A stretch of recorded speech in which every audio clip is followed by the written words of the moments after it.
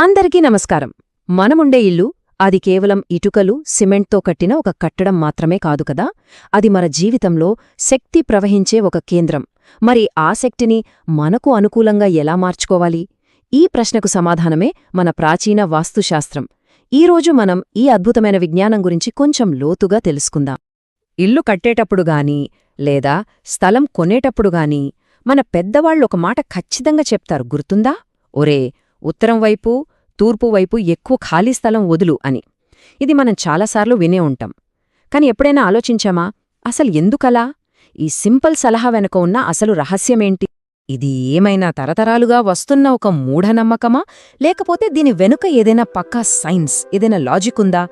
పదండి, ఈ వాస్తు నియమం వెనుక దాగి ఉన్న అసలు సంగతేంటో ఈ విశ్లేషణలో మనం కలిసి బయటకు తీద్దాం. సరే, దానికంటే ముందు అసలు వాస్తుశాస్త్రం అంటే ఏంటి? చాలా సింపుల్గా చెప్పాలంటే ఇది మన ఇంటిని, అంటే ఒక మైక్రోకాజం, ఒక చిన్న ప్రపంచాన్ని ఈ మొత్తం విశ్వంతో, అంటే మ్యాక్రోకాజంతో కనెక్ట్ చేసే ఒక సైన్స్ అన్నమాట. ఇది కేవలం పూజలు, నమ్మకాలకు సంబంధించింది కాదు. ఇది ప్రకృతి శక్తుల్ని మన ఇంటి నిర్మాణంతో బ్యాలెన్స్ చేసే ఒక పర్ఫెక్ట్ ఇంజనీరింగ్ సూట్. సరే, మరి ఉత్తరం, తూర్పులో ఖాళీ స్థలం వదలాలి అనడానికి వెనుక ఉన్న మొదటి లాజిక్ ఏంటో చూద్దాం. అదే వాస్తు పురుషుడి రహస్యం. మన వాస్తుశాస్త్రం ప్రకారం ప్రతి స్థలంలో వాస్తు పురుషుడు అనే ఒక కాస్మిక్ ఎనర్జీ, ఒక విశ్వశక్తి బోర్ల పడుకునుంటుందన్నమాట. ఆ వాస్తు పురుషుడి తల కరెక్ట్గా ఈశాన్యం, అంటే నార్త్ ఈస్ట్ దిశలో ఉంటుంది. ఇది కేవలం ఒక కథ కాదు. మన ఇల్లు ఒక నిర్జీవమైన కట్టడంలా కాకుండా ప్రాణశక్తితో నిండిన ఒక జీవమున్న ప్రదేశంగా ఎలా ఉండాలో చెప్పే ఒక బ్లూ ప్రింట్. ఇప్పుడు విశ్వకర్మ ప్రకాశం అనే ఒక పురాతన గ్రంథం దీని గురించి ఒక బరువు నియమం చెబుతుంది. ఏంటంటే, వాస్తు పురుషుడి తల ఈశాన్యంలో ఉంటుంది కాబట్టి ఆ భాగాన్ని వీలైనంత తేలికగా, ప్రశాంతంగా ఉంచాలి. మరి కాళ్ళు, అవి నైరుతిలో ఉంటాయి కాబట్టి బరువంతా అక్కడ పెట్టొచ్చు. అందుకే మనం ఈశాన్యంలో ఏవైనా బరువైన నిర్మాణాలు కడితే అది వాస్తు పురుషుడి తలపై భారం మోపినట్టేనని సరే, ఈ ఆధ్యాత్మిక కారణాలు కాసేపు పక్కన పెడదాం. ఇంజనీరింగ్ పరంగా దీనికేమైనా లెక్కలున్నాయా? అంటే ఎందుకు వదలాలి అనే ప్రశ్న నుండి ఎంత వదలాలి అనే ప్రశ్నకి వద్దాం. దీనికోసం మనం ఇప్పుడు దక్షిణ భారత వాస్తు గ్రంథాల వైపు చూద్దాం. మయమతం అనే ఒక అద్భుతమైన గ్రంథంలో పైశాచ వీధి అనే ఒక కాన్సెప్ట్ ఉంది. అంటే రాక్షసుల ప్రాంతం అనర్థం. ఇది మన స్థలం చుట్టూ ఉన్న బయటి భాగం.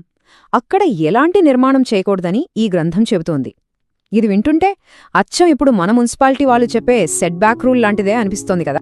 ఇక్కడే ఉంది అసలు పాయింట్. మయమతం గ్రంథం చాలా ఖచ్చితంగా చెప్తోంది, స్థలం వెడల్పులో అలాగే పొడవులో సరిగ్గా 1/9 వంతు ఖాళీగా వదిలిపెట్టాలి. చూసారా, ఇక్కడ అంచనాలు లేవు, అంతా పక్కా లెక్కలు. ఇది పూర్తి ఇంజనీరింగ్ అప్రోచ్ అన్నమాట. సో ఇప్పుడు మన ముందు 2 వేర్వేరు పద్ధతులున్నాయి. ఉత్తర భారత సంప్రదాయం సాధ్యమైనంత ఎక్కువ స్థలం వదలమని ఒక క్వాలిటేటివ్ అప్రోచ్లో చెబితే, దక్షిణ భారత సంప్రదాయం సరిగ్గా 1/9 వంతు వదలమని ఒక క్వాంటిటేటివ్, అంటే గణితపరంగా చెప్తోంది. మరి ఈ రెండింటినీ బ్యాలెన్స్ చేయడం ఎలా? ఇప్పుడు ఈ విశ్లేషణలో అత్యంత ముఖ్యమైన భాగానికొచ్చాం. ఈ 2 వేర్వేరుగా కనిపిస్తున్న నియమాలను కలిపే ఒకే ఒక్క అద్భుతమైన పరిష్కారముంది. ఆ సమాధానం చాలా సింపుల్, ఒకే ఒక్క మ్యాజికల్ రేషియోలో ఉంది. అదే 2:1. అవును, 2:1. ఈ సింపుల్ నిష్పత్తి ఉత్తర, దక్షిణ భారత సంప్రదాయాలను రెండింటినీ అద్భుతంగా కలుపుతుంది, పర్ఫెక్ట్గా బ్యాలెన్స్ చేస్తుంది. దీని అర్థమేంటంటే చాలా సింపుల్. మన స్థలంలో ఉత్తరం వైపు వదిలిన ఖాళీ స్థలం దక్షిణం వైపు వదిలిన దానికి రెట్టింపుండాలి. అలాగే తూర్పు వైపు వదిలిన ఖాళీ స్థలం పశ్చిమం వైపు వదిలిన దానికి రెట్టింపుండాలి. చాలా సులభం కదా. సో ఈ 2:1 నిష్పత్తిని మనం పాటించినప్పుడు ప్రాక్టికల్గా ఏమవుతుంది? మన ఇల్లు స్థలానికి కరెక్ట్గా మధ్యలో ఉండదు, కొద్దిగా నైరుతి మూలవైపు జరిగి ఉంటుందన్నమాట. సరే, ఇదంతా బానే ఉంది, పాత గ్రంథాలు, లెక్కలు. కానీ ఈ నియమాల వెనుక ఏదైనా సైన్స్ ఉందా? ఆధునిక విజ్ఞానం దీని గురించి ఏమైనా చెబుతోందా? ఇప్పుడదే చూద్దాం. దీని వెనుక ఉన్న మొదటి సైంటిఫిక్ కారణం సూర్యుడు. ఒక్కసారి సింపుల్గా ఆలోచిద్దాం. ఉదయం పూట తూర్పు నుండి వచ్చే ఎండ మన ఆరోగ్యానికి చాలా మంచిది. అందులో ఉండే యూవీఏ కిరణాలు మన ఇంటిని ఒక న్యాచురల్ శానిటైజర్లా శుభ్రం చేస్తాయి. కానీ అదే మధ్యాహ్నం పడమల నుండి వచ్చే ఎండ, అది చాలా వేడిగా ఉంటుంది. అందులోని ఇన్ఫ్రారెడ్ కిరణాలు మన ఇంటిని ఒక కొలిమిలా మార్చేస్తాయి. అందుకే మంచి ఎండను ఇంట్లోకి ఆహ్వానించడానికి తూర్పున ఎక్కువ ఖాళీ, ఆ భరించలేని వేడి ఎండను తగ్గించడానికి పడమరన తక్కువ ఖాళీ. Simple science. ఇక రెండవ కారణం మన కంటికి కనిపించని కాస్మిక్ ఎనర్జీస్. వాస్తుశాస్త్రం ప్రకారం ప్రకృతిలో 2 ముఖ్యమైన శక్తులు నిరంతరం ప్రవహిస్తూ ఉంటాయి. ఒకటి సూర్యుడి నుండి వచ్చే సౌరశక్తి, దీన్నే జైవిక శక్తి అంటారు. ఇది తూర్పు నుండి పడమరకు ప్రవహిస్తుంది. రెండవది భూమి యొక్క అయస్కాంత శక్తి, దీనిని ప్రాణిక శక్తి అంటారు. ఇది ఉత్తరం నుండి దక్షిణానికి ప్రవహిస్తుంది. మన ఇంటి చుట్టూ ఉండే ఖాళీ స్థలం ఈ 2 శక్తులను మన ఇంట్లోకి తీసుకువచ్చి ఒక యాంటెన్నాలా పనిచేస్తుంది. కాబట్టి మనం ఉత్తరాన ఎక్కువ ఖాళీ స్థలాన్ని వదిలినప్పుడు భూమి యొక్క సహజ అయస్కాంత క్షేత్రం, అంటే ఆ ప్రాణిక శక్తి ఎలాంటి అడ్డంకులు లేకుండా ధారాళంగా మన ఇంట్లోకి ప్రవహిస్తుంది.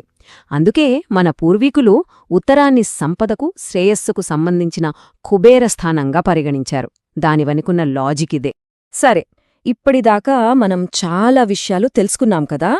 ఇప్పుడు ఫైనల్గా మనం గుర్తుపెట్టుకోవాల్సిన కొన్ని ముఖ్యమైన ప్రాక్టికల్ సూత్రాలేంటో ఒకసారి చూద్దాం.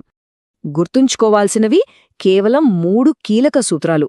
మొదటిది నిష్పత్తి. ఉత్తరం, తూర్పు దిశలలో ఉండే ఖాళీ స్థలం దక్షిణం, పశ్చిమ దిశల కంటే కనీసం 1.5 నుండి 2 రెట్లు ఎక్కువగా ఉండేలా చూసుకోవాలి. ఇక రెండవది లెవెల్స్. ఈ ఖాళీ స్థలం యొక్క నేలమట్టం మన ఇంటి లోపల ఫ్లోర్ లెవెల్ కంటే కొంచెం తక్కువగా ఉండాలి. ఆఖరిగా మూడవది వాడకం. ఈ ఖాళీ స్థలంలో పెద్ద చెట్లు నాటడం లేదా బరువైన వస్తువులు పెట్టడం లాంటివి చేయకుండా చిన్న చిన్న మొక్కలతో ఆహ్లాదకరంగా ఉంచుకోవాలి. చివరగా ఒక్క మాట. ఇల్లు అనేది కేవలం తలదాచుకోవడానికి కట్టుకున్న ఒక ఆశ్రయం కాదు. అది మనల్ని, అంటే ఈ సూక్ష్మ విశ్వాన్ని, ఆ స్థూల విశ్వంతో అనుసంధానించే ఒక పవిత్రమైన ప్రదేశం. వాస్తుశాస్త్రం మనకు నేర్పే అసలైన క్రమశిక్షణం ఇదే.